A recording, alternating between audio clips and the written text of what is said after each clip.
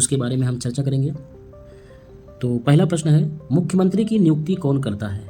मुख्यमंत्री की नियुक्ति कौन करता है? ऑप्शन है राष्ट्रपति, राज्यपाल, प्रधानमंत्री या विधानसभा अध्यक्ष। तो इसमें बताना है कि मुख्यमंत्री की नियुक्ति इसमें से कौन करता है। इसका सही उत्तर है ऑप्शन नंबर बी, राज्यपाल मुख्यमंत्री की नियुक्ति करता है। ठीक है। अगला प्रश्न है, मुख्यमंत्री का कार्यकाल कितना होता है? मुख्यमंत्री का कार्यकाल कितना होता है? 4 वर्ष, 5 वर्ष, 6 वर्ष विधानसभा के विश्वास तक। तो इसका सही उत्तर है ऑप्शन नंबर डी, जब तक विधानसभा के पास विश्वास मत है तभी तक मुख्यमंत्री का कार्यकाल है। जिस दिन विश्वास मत खत्म उसी दिन मुख्यमंत्री का कार्यकाल भी खत्म हो जाता है। अगला प्रश्न है, भारत में पहली महिला मुख्यमंत्री कौन थी? भारत में पहली महिला मुख्यमंत्री कौन थी? ऑप्शन है इंदिरा गांधी, सरोजिनी नायडू, सुचेता कृपलानी या शीला दीक्षित। इसका सही उत्तर है option number C, Sucheta Kripalani जो थी वो पहली महिला मुख्यमंत्री थी। और वो कब बनी थी? 1963 में बनी थी, उत्तर प्रदेश की मुख्यमंत्री बनी थी। ठीक है। अगला प्रश्न है, मुख्यमंत्री की अध्यक्षता में कौन सी परिषद होती है? मुख्यमंत्री की अध्यक्षता में कौन सी परिषद होती है? ऑप्शन है राज्य सचिवालय, राज्य मंत्री परिषद, विधान परिषद, न्यायिक परिषद। इसका सही उत्तर है ऑप्शन नंबर बी, राज्य मंत्री परिषद मुख्यमंत्री की अध्यक्षता में होती है। अगला प्रश्न है, मुख्यमंत्री की सलाह पर राज्यपाल किसे नियुक्त करता है? मुख्यमंत्री की सलाह पर राज्यपाल किसे नियुक्त करता है?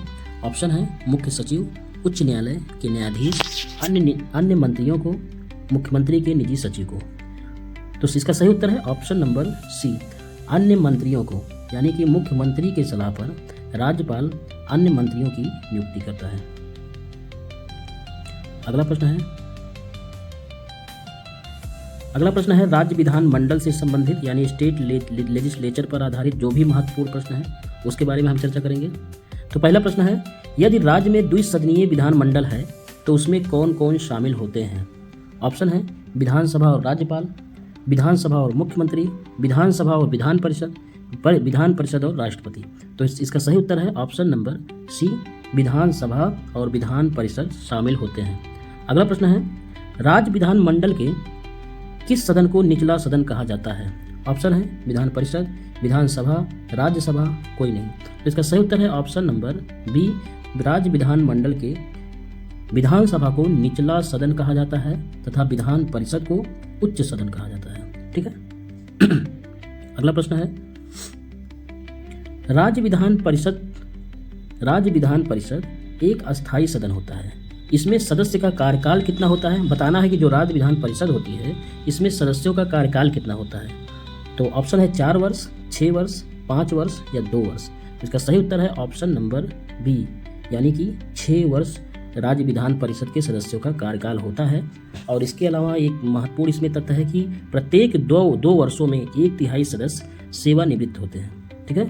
अगला प्रश्न है, विधान परिषद के सदस्य की न्यूनतम आयु होनी चाहिए कितनी वर्ष? यदि कोई व्यक्ति विधानसभा के सदस्य की न्यूनतम आयु कितनी होनी चाहिए? तो ऑप्शन है 21 वर्ष, 25 वर्ष, 30 वर्ष या 35 वर्ष। इसका सही उत्तर है ऑप्शन नंबर बी, यदि कोई व्यक्ति विधानसभा का सदस्य बनता है तो उसकी न्यूनतम आयु 25 वर्ष कम से कम होनी चाहिए।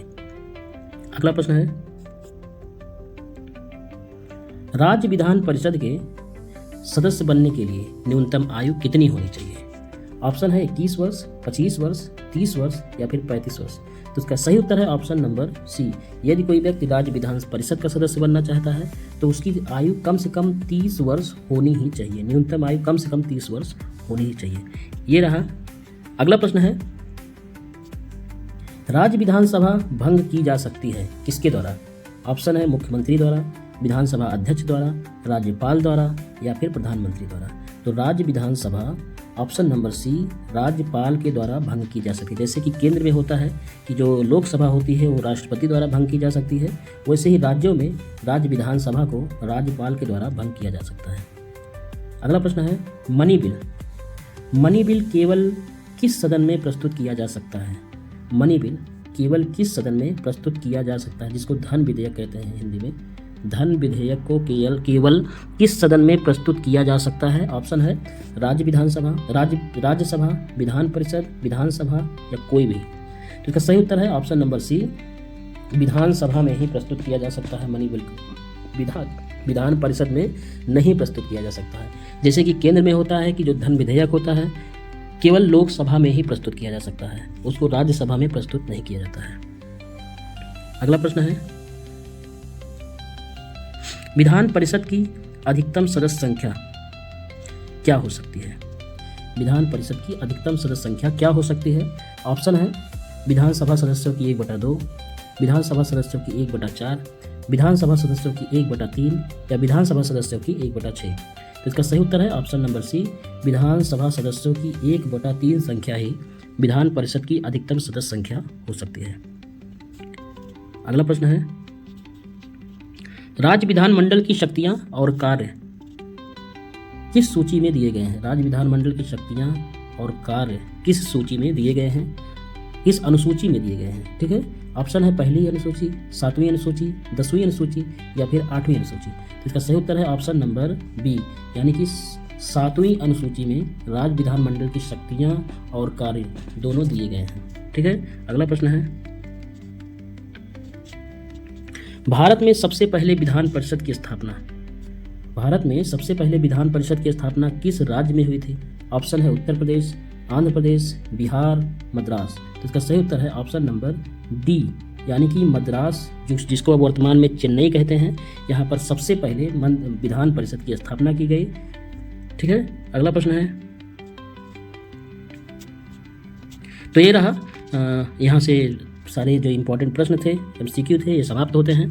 तो ये रहा चीफ मिनिस्टर यानी मुख्यमंत्री और राज्य विधानसभा, राज्य विधान परिषद से संबंधित जो भी महत्वपूर्ण प्रश्न थे जो कि आपके एग्जाम के लिए महत्वपूर्ण साबित हो सकते हैं। इसको अच्छे से याद कर लीजिए, पढ़ लीजिए। अब मिलते हैं इसी प्रकार के अगले वीडियो में, तब तक के लिए जय हिंद, जय भारत।